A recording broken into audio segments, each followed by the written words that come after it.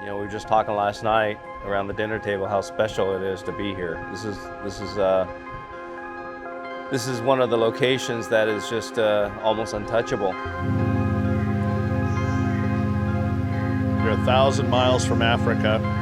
You're 1,400 miles from Brazil. You're almost dead center in the middle of the Atlantic Ocean and a little bit south of the equator, like 500 miles south of the equator. So you're in the sticks, man. If you have a problem out here, I don't know who'd come find you. First thought of Ascension is Marty Bates. Having known him from New Zealand and meeting him back in New Zealand a long time ago, yeah, my first thought is Marty Bates. And last year with the fishing side, meeting Olaf and Zach and hearing of these guys, Oski Rice and stuff like that, these are all the legends, and so it's a place where it seems to attract the legends. My old captain, Zach Conde, he fished here. He weighed a grander here.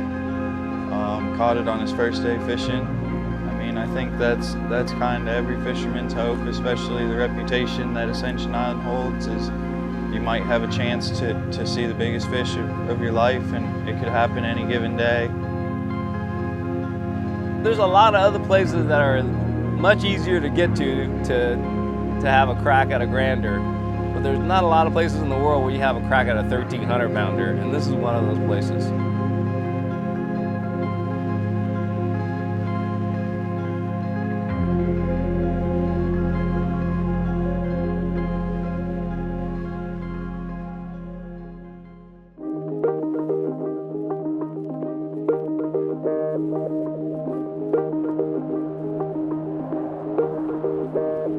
We're here in Abidjan, and we got in night before last. Not too bad of a trip, actually, getting here.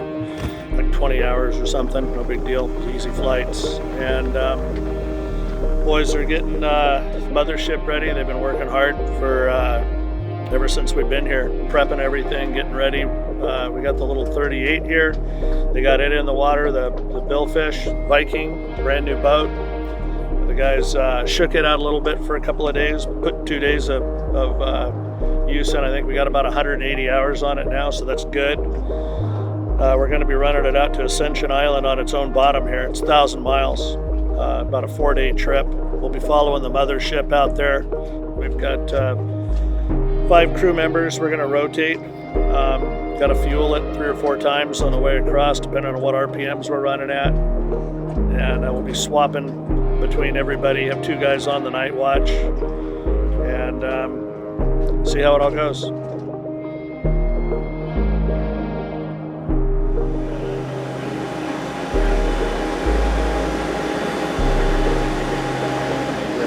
No, sam powiedz. Dziwne, nie, tak. Dlaczego dziwne?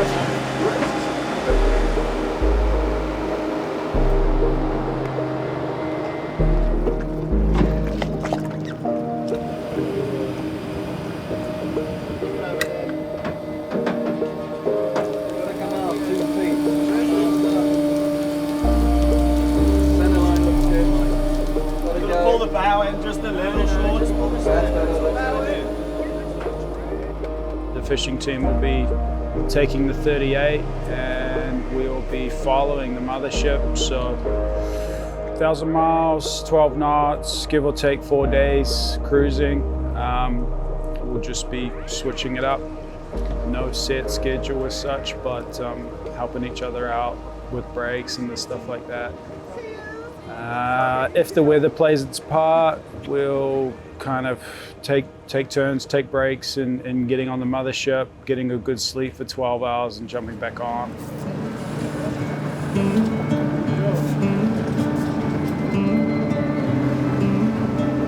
And the boys just loaded the Rupert on there. Got some friends from town. Gonna be dropping off, and then we got a 1,000-mile road ahead of us here. Hopefully it's not too bumpy a one.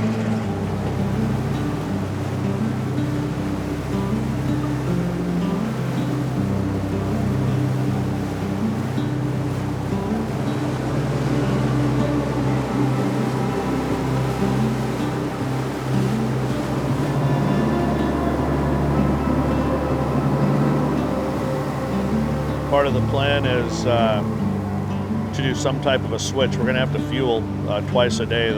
We did all the math because we're running at kind of an oddball speed, not a great speed for the 38. So that's going to give us plenty of opportunity to swap crews out. Part of the time we'll have 3 crew members on board, and 2 of the guys will have off, so we can either do it at the morning fuel fill or in the evening fuel fill, but they can jump off and 2 guys can get some good rest.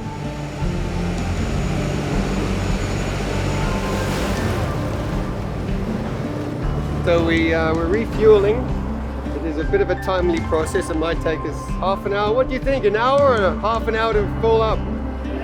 Half an hour? We left yesterday from Abidjan a little bit late because the pilot was, as usual, not on time. And it's surprisingly quite calm. And so we were doing super well, but these poor chaps on the Viking, you could see the spray just flying in the wind. I think the guys lost a few fillings. But yeah, we'll be here for another half an hour. We're looking at the water, wondering if we should just go for a quick dive, you know? We got the ladder ready just in case. So if anyone wants to go for a swim, now's the time.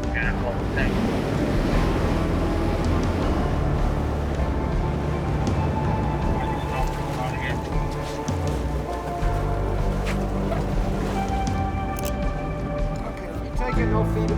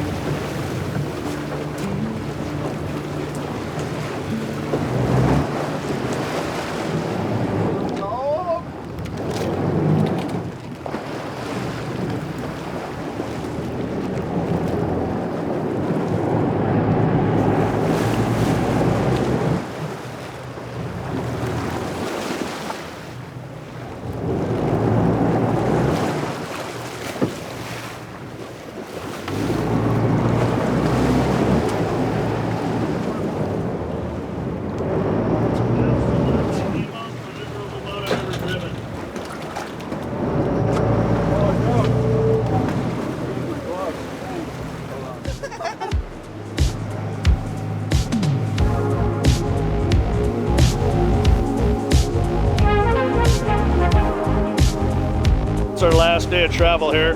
Get to the island tomorrow morning, and as anticipated, the weather for the next day is going to be pretty bad, like 6-foot seas in a pretty tight interval, and getting ready to switch boats here. And it's been so rough. I mean, you can't do much of the normal stuff. You're like a ping pong ball on there. Not much filming can go on. Just a whole lot of things that we can't do just because the weather's been so bad. We only had one day of decent weather. So anyway, I'm gonna go hop on here now, and one more day.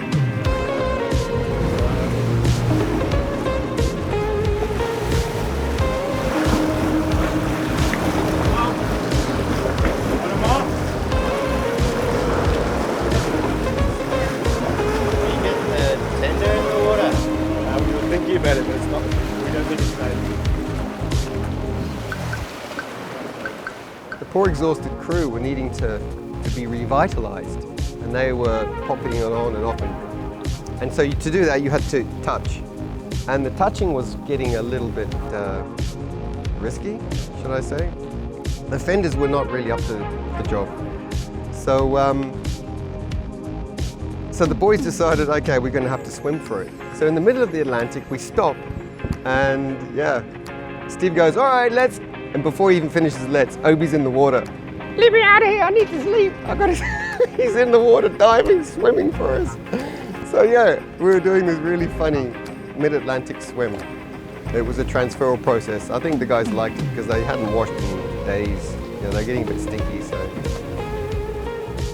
That's all I can say about that. Poor Obi.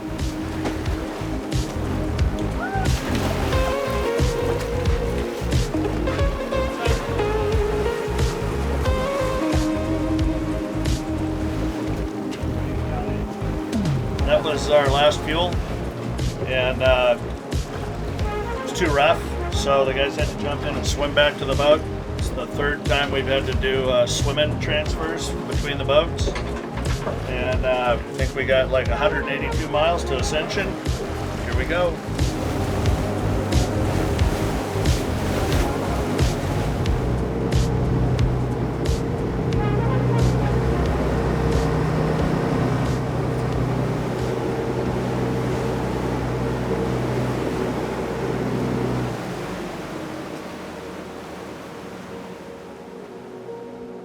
When you first pull up to Ascension Island, the first thing you notice is it's extremely volcanic, and you see all the red cinder cones, and you see the one massive peak with all the green on it. But it's not very big.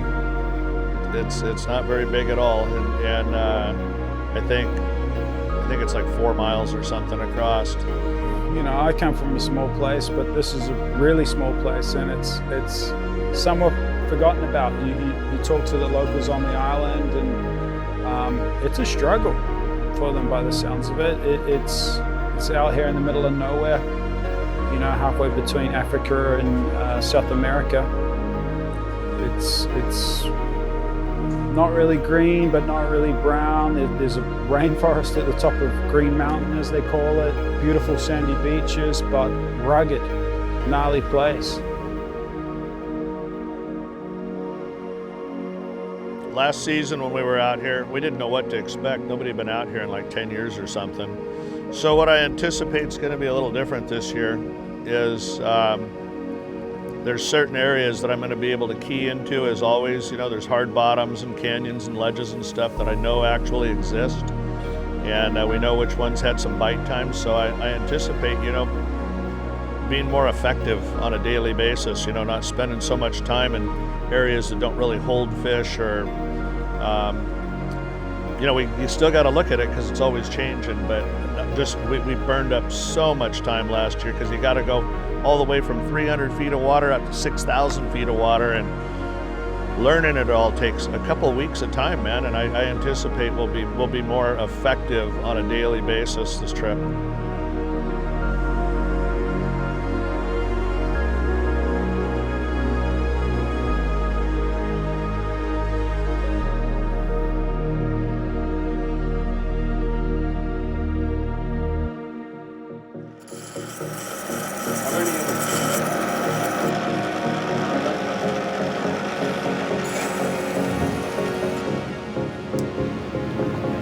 Well, we made it in here yesterday, and we're just waiting for Anthony to get in now. His plane was delayed a couple hours. We got everything all ready to go, 100%. Boys have been working on it a couple days, all the tackle, all the gear, preparing a couple little items on the boat after that long journey, and getting ready to get after it. Hopefully it'll be a few fish around here. See you. Hi, ladies. I made it. 37 hours.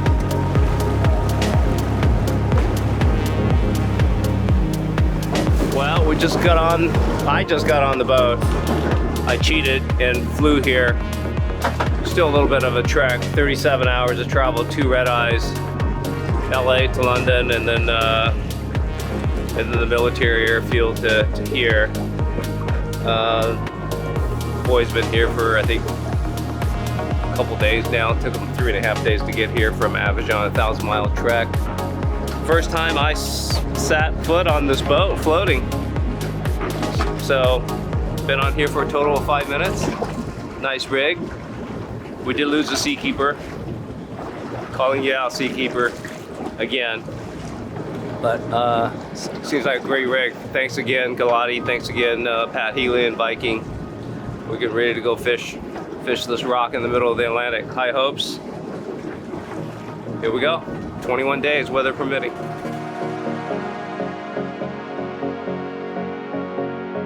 So the original plan was to come here 45 days ago and then fishing Oman in April.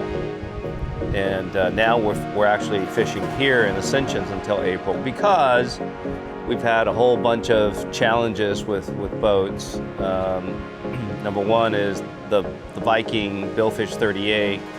That Viking did a tremendous job rushing it to get it ready for the World Tour. The shipping company delayed us by 20-something days, so that really put a monkey wrench into our February schedule. And then it actually worked out because the 175 had a massive problem. I woke one night in the middle of the Seychelles trip in the last leg. I heard water sloshing around, total pitch darkness, and I thought, geez, we're sinking because I hear water. And so I panicked, jumped out of bed in darkness and stepped in water, and I thought, okay, we're going down. Found the light switch, turned on the lights, and there was about 2 inches of water in my room. So I opened the door to the hallway, and the hallway was full of water. And then obviously woke the crew up. It was fresh water, not salt water, and it completely drenched the entire guest level. So all 5 staterooms got wet. So we finished out, we dried everything out, we pumped out the water, we finished out the Seychelles trip, and then we motored the boat back to Damen. Damen has a facility in Dubai. And we found the leaky elbow and a fitting because somebody didn't install it right. And now we're down for 3 to 4 months, along with mold treatment, the entire new interior and all that stuff. So now we're gonna come here in Ascensions, and then hopefully the 175 will be finished in the next 2 months, and then we can try to squeeze in a last minute Oman trip. I can't say that I came in with expectations, because this place has had the history. Some of the guys that come here, they fish for a month and not even see a marlin. So we saw a marlin on the first day. That was kind of a good feeling, It's like, okay, yeah, they are here.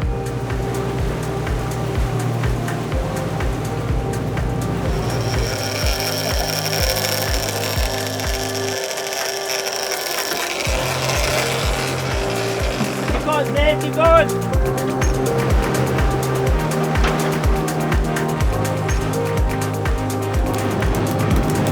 This is pretty strong.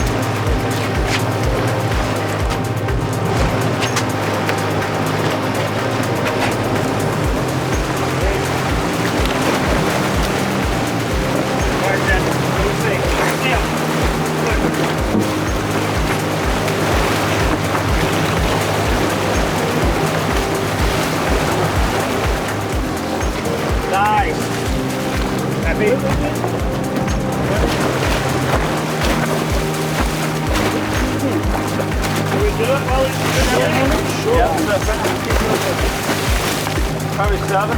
657. Nice, boys. Okay. We're out here first full day. Second day, we fished a half day yesterday. Just kind of getting acquainted. It's nice to be back. This year's feels a little different, but new boat, new electronics, just getting everything dialed in. And fortunately for us, really high spirits. We just let go a nice fish, 650, 700, somewhere around there. We're able to put a toe tag as the world tour starts to mature in our understanding of, studying the resources and understanding the capable and available technologies. We have really partnered up with Dr. Barbara Block at Stanford University. On this leg alone, we committed 10 tags. I think maybe a little more than that. I believe we have 10 pop-up satellite tag and I think 4 new toe tags. Which is really cool is these toe tags, every time the fish nears the surface or feeds during on the surface, there's a bobber that comes up. As soon as it gets to the surface, it sends a signal to the satellite. So you're actually tracking this animal's movement lifetime, anytime it comes up to the surface. But unfortunately, it has a real high failure rate because it's fairly new deployment, new technology. So we just put one out. No seakeeper, that's why. So for the next few fish, we're gonna go back to the pop-up tags, which is different. The pop-up tags records the data, but you won't get the data until it pops off the fish, and it's programmed for around 6 months and 9 months, and we actually have a couple of tags that we're trying to have 1 year, so it's programmed to pop off during that period of time. As soon as it pops to the surface, the fish continues on with his or her life, and then all the data gets transmitted up to the satellite. We get the data, we program a tracking based on the data that it feeds, and it tells you how deep, how fast, the position, etc. So it's a completely different type of data as compared to toe tags, but with the combination of two, it would really help us study these magnificent species. If you guys are really liking this video, do me a favor, hit that subscribe button. But more importantly, I'd like to invite you to follow the team by becoming a member and part of the crew at badcocrew.com. By signing up, you get a lot closer to the team. You have live vlogs, you have exclusive content. You also get early releases on our YouTube videos. You also get 20% off of Badco store merchandise. Hopefully you enjoy these videos and you enjoy following the team and you like further updates and more frequent updates as well as live report on site. So log on to badcocrew.com.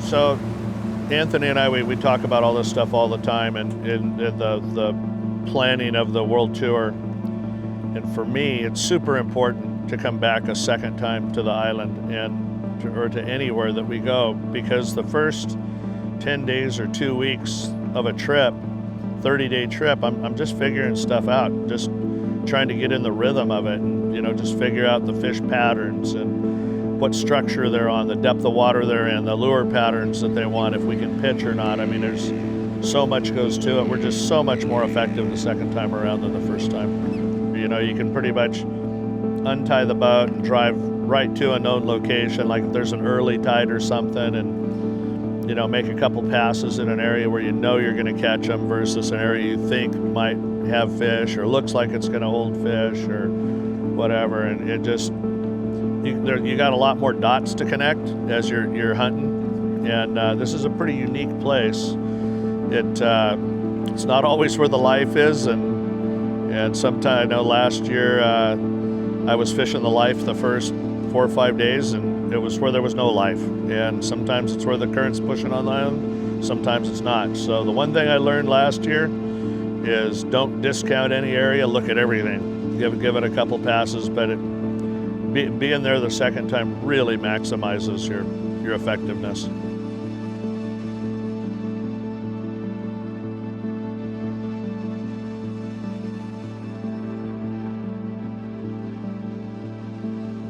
done some remote cruising in the Pacific, and it's very similar. You know, boobies and frigates and tropical birds on the riggers attacking lures. It's what I anticipated, but it just, you know, they're so curious and never seeing a fishing boat or an artificial lure before. It's yeah, pretty hard case.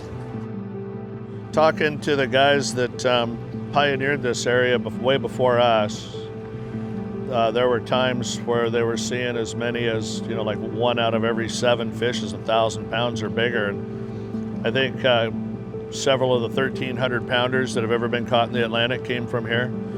I know that there was a couple really giant ones hooked and lost here.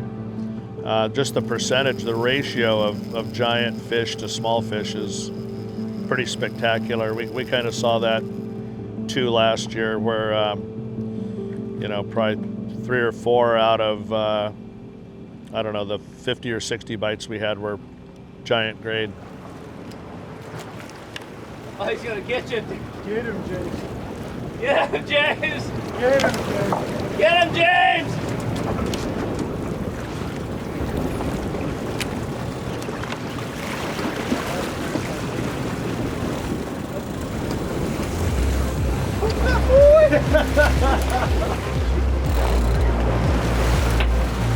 Oh, he chucked him off? Yeah.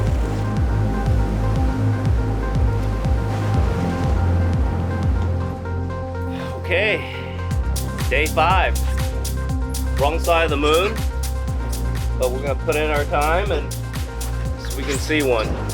We calculated this morning that we see a giant one every 10-12 days here. So today's day 5, so if we play the odds, we got another 5 days before we see another giant one. Weather is up, pretty bumpy. You can't see it on camera, but quite a bit of swells here. Little rock and rolling last night. This island is so small, it doesn't have a lot of lee. You can tell the waves right now breaking against the island, and we're on the lee side. So all this current is wrapping around and then crushing against the island. So day 5, here we go.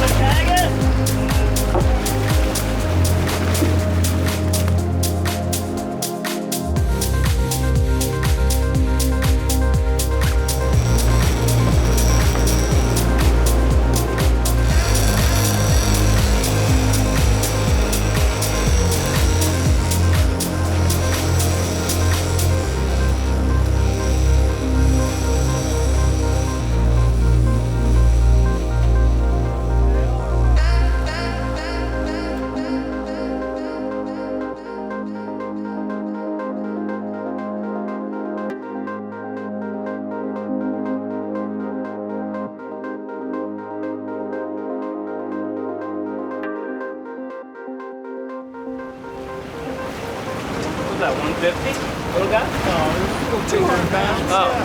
What is it? 200? Got a 200 pounder!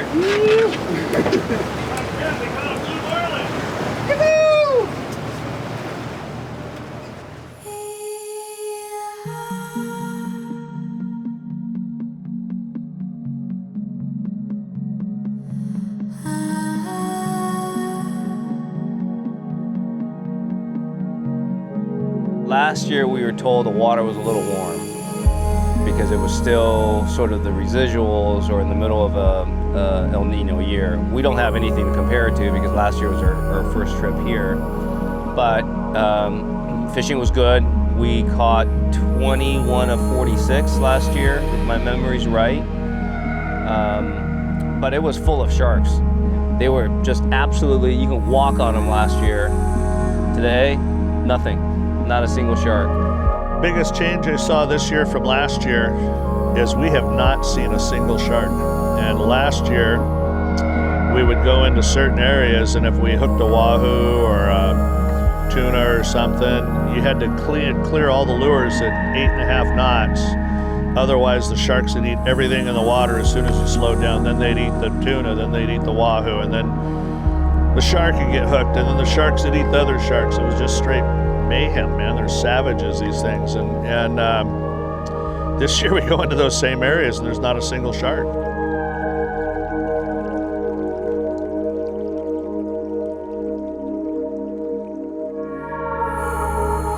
Yeah, I mean, it's pretty unique, you know. It's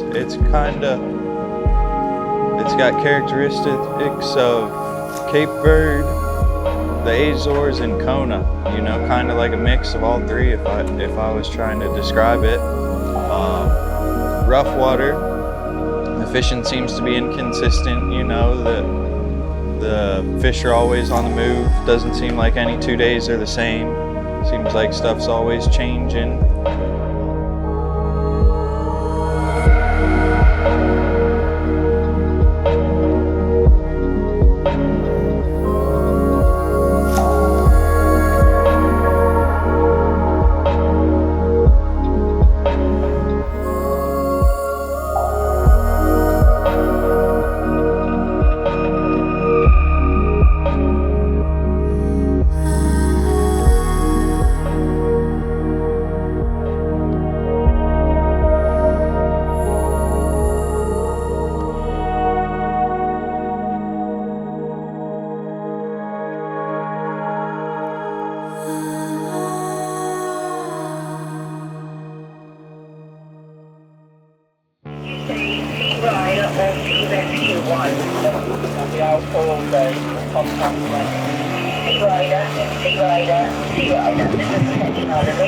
Ascension on the radio.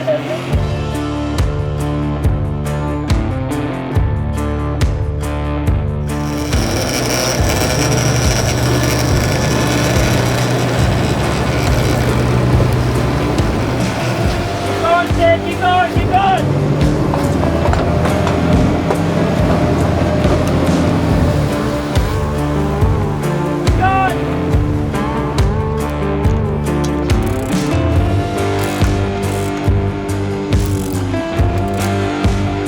Erratic fish.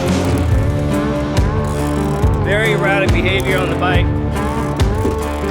A lot of belly.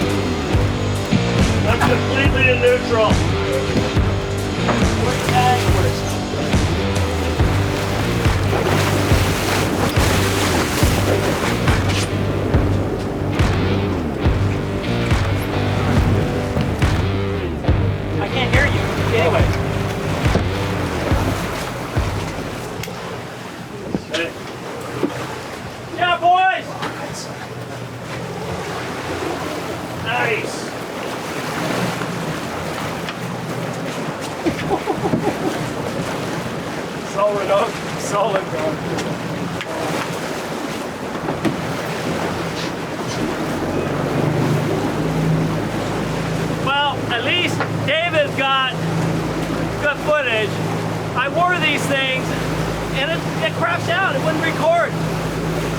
Anyways, we couldn't get a tag in her. She pulled out, as you can see. Nice one. That was pushing 9.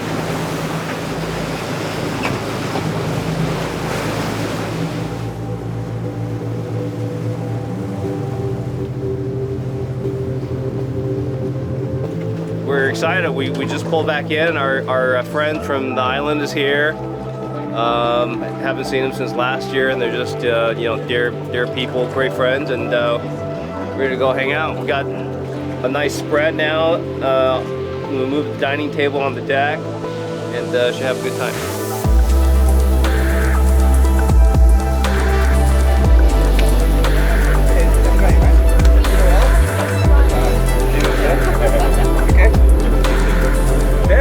Hey, how are you? Oh good, oh good.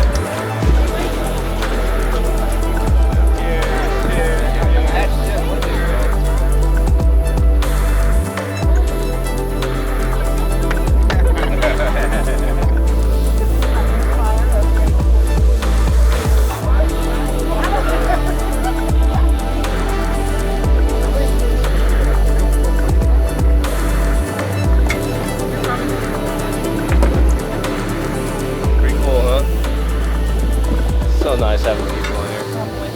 Thank you for having us.